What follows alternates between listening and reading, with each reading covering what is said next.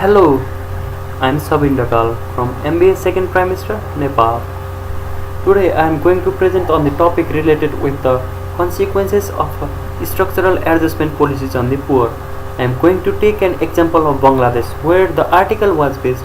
The data and facts related to the SAP were according to the situation of Bangladesh and the consequences were measured according to them. In the beginning of this presentation, I am going to present on the topic of introduction and background of SAP. What does the SAP means? SAP means structural adjustment policies that are economic policies which countries must follow in order to qualify for the new World Bank and International Monetary Fund loans and help them make the repayment on the older debt owed to commercial banks, governments and the World Bank.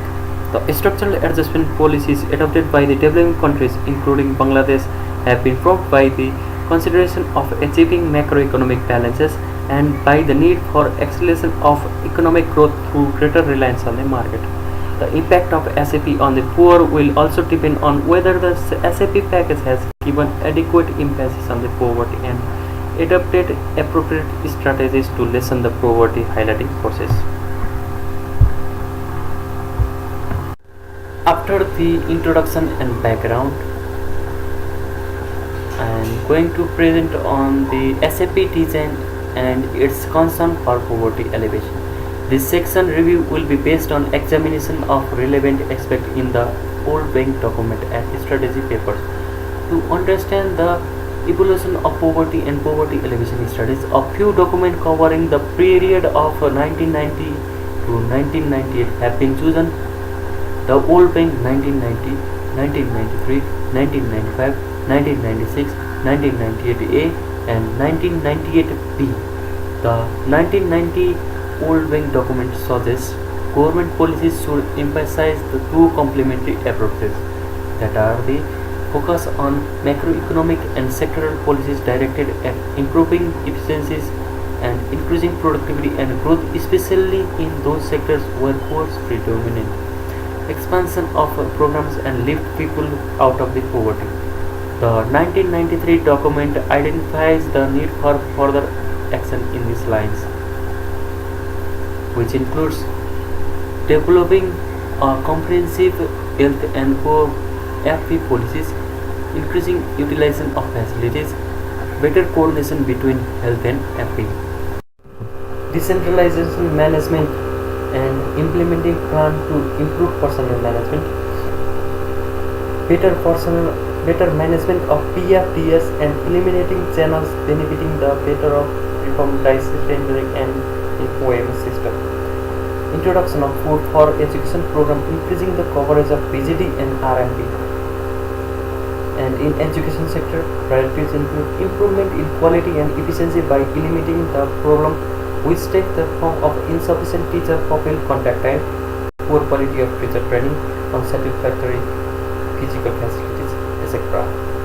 The 1995 the priority reform agenda for rapid growth did not forget the poor and then it included most of the above as strategies for attacking poverty to more attentive water supply and sanitation facilities initiated by government and NGOs respectively. And another point is appropriate programs for dealing with urban poverty. A special report was prepared for detailing out of the strategies for making the poor count. World Bank 1998A. It contained an analysis of the trends and determinants of poverty. In the 1998 CAS, a number of new policies have been suggested.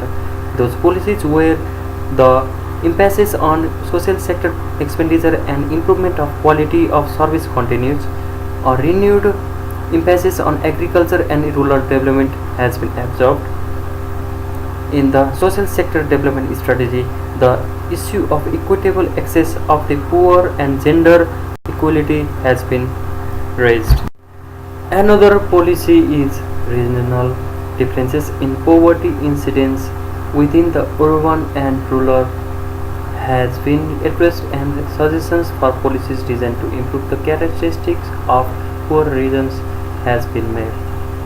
Another point is a clear emphasis on MC is observed.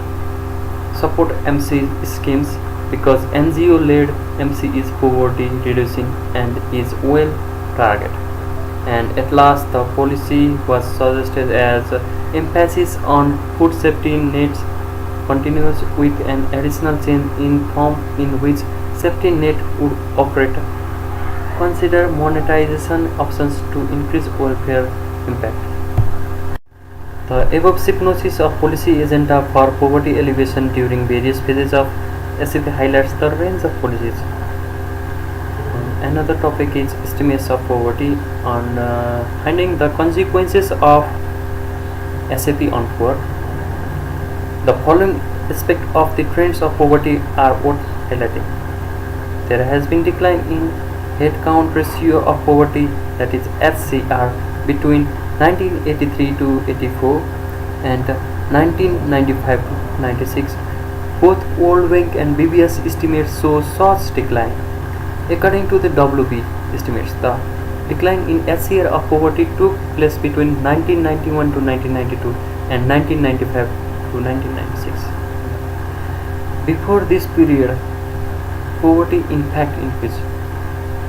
BBS estimates based on DCI show the different timing of the improvement of poverty situation between 1983 to 1984 and 1988 to 1989. The decline had taken place, and after that the poverty situation remained virtually unchanged. Depending on the basket and the price index, not only the magnitude but also the trend of HCR may vary. This is illustrated by the findings of WB and Revelation and Sen. Between 1988 to 89 and 1991 to 92, the percentage of urban poverty showed an increase in the former but a decline in latter. In the WB estimates, urban poverty decreased between 1991 to 1992 and 1995 to 1996 about 10 percentage point, where the DCI estimates shows an increase during this period.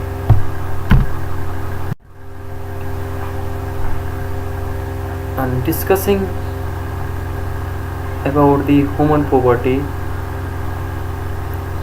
PIDS shows that human poverty index has undergone a sharp decline between 1983 and 1997. A larger improvement in human poverty accompanied by a much smaller decline in income poverty estimates has the following implication. An improvement in human development is not being translated into higher income. This may be due to the lack of opportunity for productive utilization of human capital. An increase in HPI may have taken place through improvement in the situation of the unpoor. In that case, this may have a positive impact on income of this group, which will not have a poverty alleviation impact. Therefore, the substantial increase the value of HPI is positive feature of the development country of the, and it cannot be used as a sufficient indicator of an improvement in the situation of poor. Labor market, economic reforms and poverty. This is the one of the important objective of the economic reform policies pursued by Bangladesh during the last 1.5 decades is to ensure labor competitiveness for industrial growth, which will imply that strategies will adapted to reduce wages cost. Sin study shows that 85% of the wage laborer household live below the poverty threshold. However, the consequences of SAP on the poor found where labor market policies as a poverty highlighting feature of SAP in Bangladesh did not receive much attention because it did not take a proactive form. It shows that the form of lack of high revision of minimum wages and government work to enact further legislation of minimum wages for the uncovered sector. Urban wage. In measuring those three periods, that is 1981 to 82 to 1985 to 86, 1985 to 86, 1989-90 and 1989-90 to 1993-94, wage indicates in manufacturing increased by 23, 13 and 6 percentage points. This shows that there is a clear slowdown of the growth in wage indices. Adjustment in crop sector and rural labor market. This section is focused on the impact of SAP channel through the wage labor market. Economic reform affecting the crop sector have contributed to increased labor demand in agriculture, and there was the increase in the number of work between 1983 to 84 and 1989, and a more intensive labor input between 1989 and 1991. At the same time, non-farm rural employment has increased due to the linkage effect. Even during the 90s, the average annual growth rate of labor force engaged in the agriculture sector was positive. Retrenchment and poverty. Privatization of SOE in Bangladesh has meant retrenchment of a significant number of workers, and another part of labor are waiting for retrenchment in SOEs, which are going to be privatized in the coming years. Retrenchment is popularly viewed as associated with poverty and suffering and protest, where the privatization of SOE, that is state-owned enterprises, is an essential element of the economic reform process. Therefore, it is important to examine the extent poverty creation through this process. The data shows that during 1995 to 1997, about 85,000 workers have been retrenched. According to this is the data according to the ILO 1999. Given the government salary scale and the definition of income poverty level, most of them would be above poverty threshold when they were employed. 55% of the retrenched workers are above age 50. Only because of the age, they will have little prospect of getting new jobs. Few of these workers are below age 35. Only 4.4% of the retrenched workers are non-production workers in the category of officers, managers, etc. The profile of skill and educational level of the workers are not available.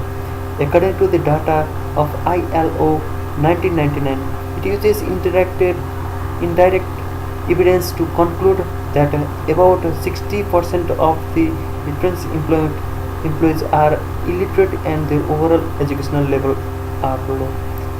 Low education and position of experience related to only the current job reduces the chances of getting new employment. Low education also implies that they come from poor household, since there is a negative relationship between poverty and education. Government expenditure on health and its impact on poverty. SAP may affect the incidence of poverty and the situation of the poor through the curtailment of expenditure in the social sector, especially health. Lack of the adequate health services will also adversely affect productivity and human capital. According to the Berman and Dualaliker 1988, and thus perpetuate poverty in the long run. Increases in the public expenditure is not the only way to improve the access to healthcare facilities in health and health standards, and it is not sufficient too. In developing countries like Bangladesh, the government action in the health sector is neither efficient nor equitable. On dividing the expenditure on health and its impact on poverty, the first point is public expenditure in health sector. What is the consequences of public expenditure in health sector? I am going to tell about that according to the data and figure related with the article. In three different periods, that is 1980-81 to 1984-85 before the adjustment, 1985-86 to 1989-90, that is first phase, and 1990-91 to 1994-95, which is second phase. Public sector expenditure on health in both current and constant price increased at a significant rate, that is 20%, 30% and 18%. However, in the constant price there has been a clear declaration in the growth of health sector expenditure. The average annual growth has been 6%, 5% and 3% respectively during the 3 periods. The another point is poor household access to public health expenditure. In the rural areas, the ultra poor receive that about double of the expenditure of non-poor household, and the pro-poor bias is observed to be much higher in the urban areas. And finally, on summarizing the findings, what was the summary? I am going to tell about those findings. In this way, the present study could not arrive at the conclusive result on the impact of SAP on the incidence of poverty because of the improvement in the poverty situation has been rather small, and the findings are summarized as below. According to the WB estimates using CBN method and based on BBS data, poverty declined by 5.7 percentage points between 1991-92 to 1995-96, while according to the BBS estimates using DCI and the same set of data, poverty declined between 1983-84 and 1988-89 and remained stagnant during 1988-89 to 1995-96. The wage labor market has been one of the important channels through which the SAP related factor contributed to the worsening of the poverty. Government reluctant to intervene through the minimum wage legislation process led to stagnation in real wages in the most sector, and the decline is some of the informal sector without accompanying increase in the employment in manufacturing. Information on labor retrenchment and data on the average compensation of jute mill workers shows that such retrenchment works as a poverty highlighting factor. Even if the retrenched workers do not immediately plunge into poverty in terms of the poverty level expenditure, they become vulnerable and may be considered as a tomorrow's poor because they are likely to use the compensation money to maintain the minimum consumption requirement. And another point is information on whether the workers receive the compensation on the time is not available, and more research is required in this area so that it is difficult to quantify such impact.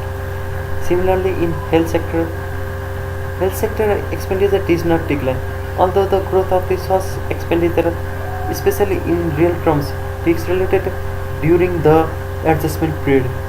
Poorer sections obtained a larger share of the public sector health service, although this may be due to the poor quality of such services, which results in the preference of private and paid services among the richer households.